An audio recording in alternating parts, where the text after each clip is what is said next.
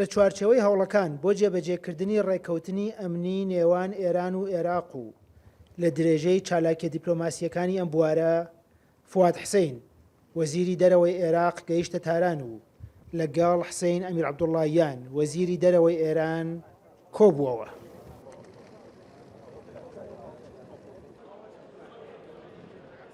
وەزیرانی دەرەوەی ئێران و عێراق دوای کۆبوونەوەی نێوانیان لە پرێس کۆنفرانسێکی هاوبەشدا باسییان لە گرنگی پەیوەندی نێوان دوو وڵات کرد و حسین ئەمیر عەبدوڵڵاهیان وەزیری دەرەوەی کۆماری ئیسلامی ئێران ڕایگەیاند بەشێکی زۆری ڕێکەوتنی ئەمنی نێوان ئێران و عێراق جێبەجێ کراوە. خورسەندیم کە مقامات عالی رتبه دولت عێراق و برادرم جناب بە خۆشحاڵیەوە برای ئازیزم فواد حسین زانیاری باشی پێداین لەسەر جێبەجێکردنی ڕێکەوتنی ئەمنی نێوانمان. ئێران لەسەر ئەمن و ئاسایشی خۆی جددیە و وەزیری دەرەوەی عێراقیش پێ ڕاگەیاندین کە گروپە چەکدارە و پەچێنەکانی ئێران چەکەکرێن. دوای دوورخستنەوەیان لە سنوورەکان لە قوڵایی خاکی هەرێمی کوردستان ئەگیرسێنەوە و هەموو بەشەکانی ڕێکەوتنی نێوانمان جێبەجێکرێت. خاک عێراق در منطقه اقلیم کردستان جمهوری عێراق.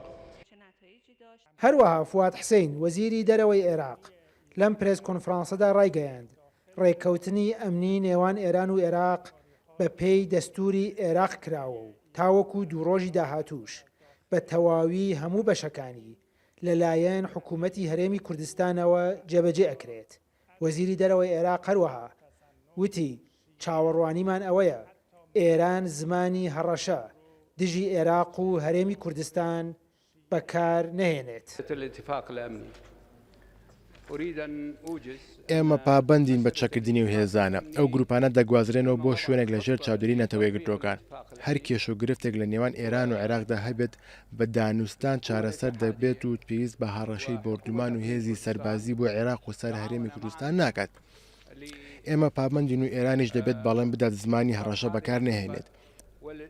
ئەم ڕێکەوتنە تاوەکو دوو ڕۆژی دیکە لەلایەن حکوومەتی هەرێمی کوردستانەوە بە تەواوەتی جێبەجێ دەکرێت. داواش لە ڕاگەیاندنەکانی ئێران دەکەم بە هەماهەنگی حکوومەتی هەرێمی کوردستان بێنە هەولێر و ئەنجامی جێبەجێکردنی بەڵێنەکانمان ببینن.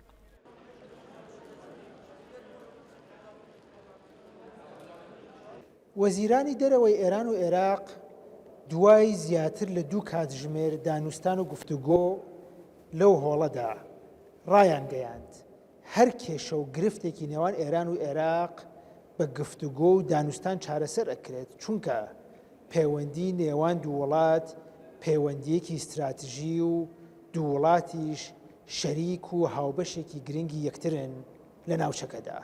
سامان سلێمانی، کورتسات نیوز، تاران.